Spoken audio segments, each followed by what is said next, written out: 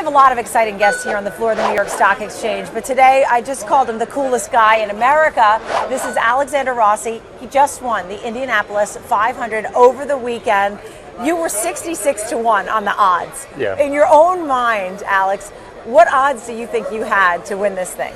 Well, we started 11th, and I think that was actually quite a bit further down from where we should have started. I think we easily had a car to be in the top 5. So I went into Sunday morning feeling pretty good about where we were, and as a competitive person, I was going into it with the hope and expectation of winning. That's good. You have to have the right attitude. You actually dropped down to the 33rd spot at one point. That part of the race, I didn't think I could win. At that point? Yeah, I had pretty much, conceded to the fact that this wasn't going to be our year, and you have to have a lot of things go right for you in the Indy 500, and at that point, all the things were going wrong, so I was like, well, we'll do the best that we can and try and salvage something. I saw that your first championship, you were a teenager, maybe 14 or something like that, and you were Formula One, and also Michael Andretti actually noted in a statement saying that you're 100% Europe. Your training is Europe. You're Formula One. You never even drove oval, really, except for maybe Phoenix. Yep. And so here you are, just delving into this whole new world. How did you feel on there? So Monday was my first day. Monday 2 weeks ago was my first day at the Speedway.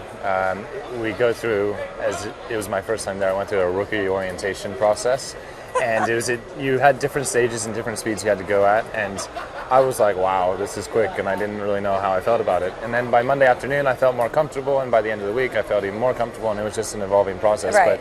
But definitely having Phoenix being my only thing was quite sketchy. When did you decide to be a race car driver? I mean, at what 10. point? When you were 10? Yeah.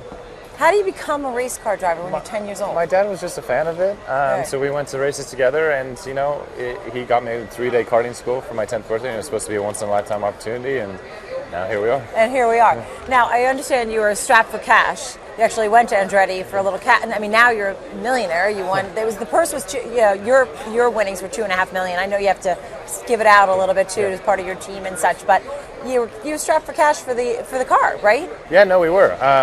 We had a blank car, a completely blank car, all the way up through really the day before qualifying, and then Napa Auto Parts came on board and they joined us for the weekend, and I think that everyone's pretty happy with how that turned out. Where do we go from here?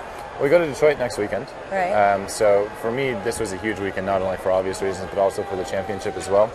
Mm-hmm. The win put us back in the championship contention, and we'll be looking to Formula One.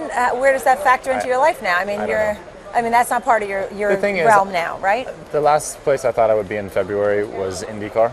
Right. And I'm here now, so I don't even try and think about that. That's pretty amazing. Tell us about the speeds so we can have a better understanding of what you're going through. 245 miles an hour is top speed, 230 miles an hour is the average around a 2.5 mile track.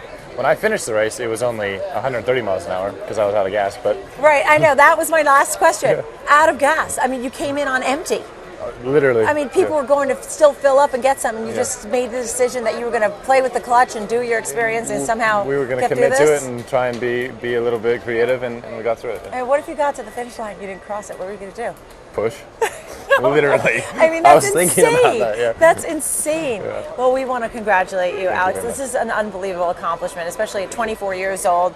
You're a young guy with a great career ahead of you, and thank you so much for joining us here on Fox Business, and I'm sure we'll be seeing you back here again for future interviews. Anything I left out? No, that's about it. Thank you. It's pretty cool. Yeah, Great. Congratulations. Thank you.